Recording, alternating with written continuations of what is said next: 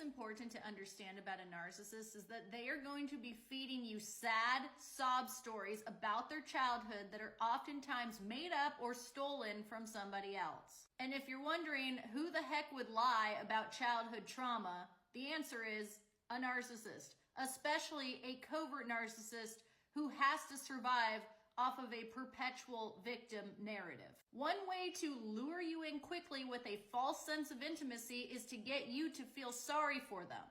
If they can make you feel like, wow, she's been through so much, I can't believe the hardships that he had to endure in order to get where he is, then when they go through with this atrocious behavior during the devaluing stage, like yelling at you, name-calling, silent treatment, you are more likely to blame it on this so-called childhood trauma.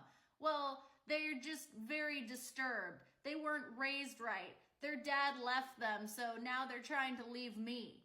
And people are actually shocked when they find out that a lot of these stories are just straight up made up or stolen from somebody who they've dated in the past or who they've been friends with. If you can't confirm through a third party what they're telling you is legitimate and you've caught them in other lies, then you should not trust that that's the motivation for why they're doing the things that they do, because it's possible it never happened to begin with. From a young age, a narcissist has crafted a reality around them as a survival tactic that is not the reality that you and I live in.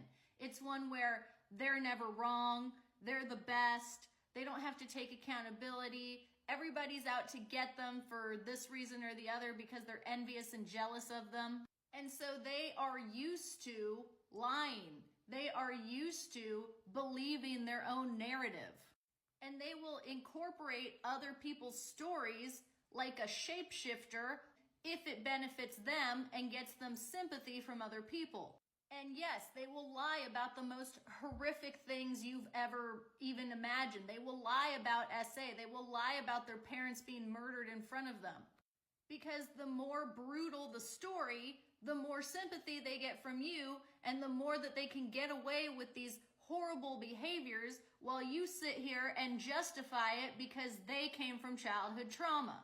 Well, we all come from childhood trauma of some sort, and it's not an excuse to grow up and be a total jerk. So I'm not saying don't believe everybody's stories about childhood that they told you, but I'm saying if the story is not verifiable, then take it with a grain of salt. And never use people's sob stories as an excuse to stick around if they continue to abuse you on a regular basis. If you would like one-on-one narcissistic abuse recovery coaching, you can email me. My email's in my bio.